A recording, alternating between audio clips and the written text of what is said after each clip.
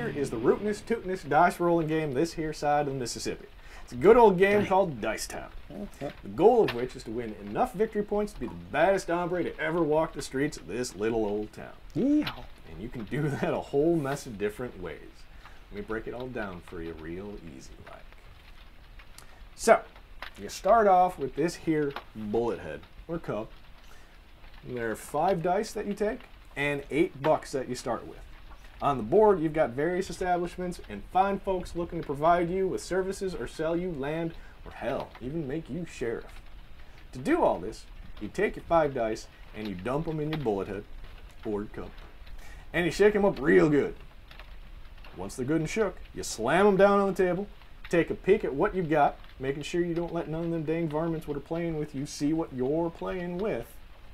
And now here's where you've got to make a decision. You can keep one of the dice and re-roll all the others, or you can pay $1 per dice to keep some extra. Your goal is to beat the other players for the various options around the town. If you get the highest number of any one die face, you get yourself a little prize. I'll go into that in a moment. Keep in mind, you are always trying to build a better hand. You keep rolling until one player has decided to keep all 5 dice. Once this has happened, you've got one last round to circle your wagons and get the dice you want. You don't have to pay for the last round, you just keep the dice. You then tally up what you've got. Across the board, there are multiple folks you can try to get goods from. There's the gold mine, where for every 9 you get, you can take a gold nugget. Nice. There's the bank, which with 10s, you can rob, getting some much needed cash. Always important. There's the general store, where with jacks you can get some goods and supplies, though with multiple jacks you can grab multiple cards. You can only keep one of those cards. The rest get discarded. There's the saloon, where with queens you can hire some saloon girls to steal cards from the other players. There's the sheriff, where with kings you can claim his badge. This gives you the ability to settle ties. The badge is also worth 5 victory points at the end. There's town hall, where if you have the best poker hand, you can grab yourself some of that much needed property.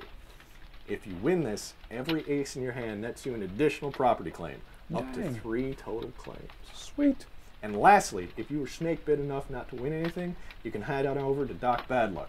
This traveling snake oil salesman will sell you barbed wire for your 9s and 10s, jacks and queens. He'll give you 1 good from the general store. Kings, he'll give you $2 from every other player at the table. Sweet. And for aces, he'll give you a gold nugget from every other player at the table. That's good news. You keep on in this fashion until either all of your golden nuggets is gone or the properties have all been claimed. Then you add up your dollars. Every $2 getting you 1 victory point. The gold nuggets are good for 1 victory point each.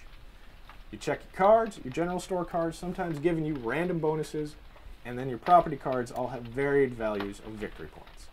Factoring in who ends up with a 5-point bonus from the sheriff, and the one with the highest amount of victory points wins the day. The game is varied and allows for a lot of strategy as you try to outwit everyone else sitting at the table. It gives for plenty of opportunities to stare down your friends, and it's just an easy and fun time around the table. Now in addition, they've released an expansion, which brings a 6th cowpoke into the game. Excellent. Adds a whole mess of cards and the prospect of purchasing ranches. Right on.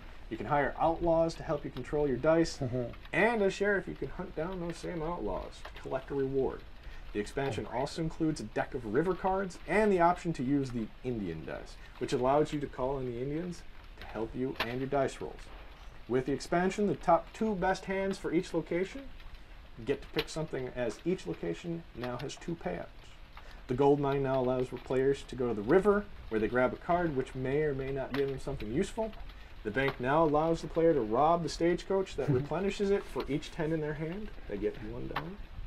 The general store allows a player to go immediately to Doc Badluck instead of having to wait for everyone else to finish their turn. The saloon is where you can recruit an outlaw, and the sheriff allows you, like I said before, to chase those outlaws. The town hall now allows you to seduce the mayor's wife and steal the top property claim card from the draw pile. Outlaws have dice printed on their cards that can be used to influence your dice rolling by placing up to 2 dice on that card. But once they're used, they're used. They end up going up on the sheriff's most wanted wall by flipping it over to its wanted side. The sheriff can chase down these outlaws and claim the bounty, which nets them victory point rewards equal to the bounty on the card at the end of the game.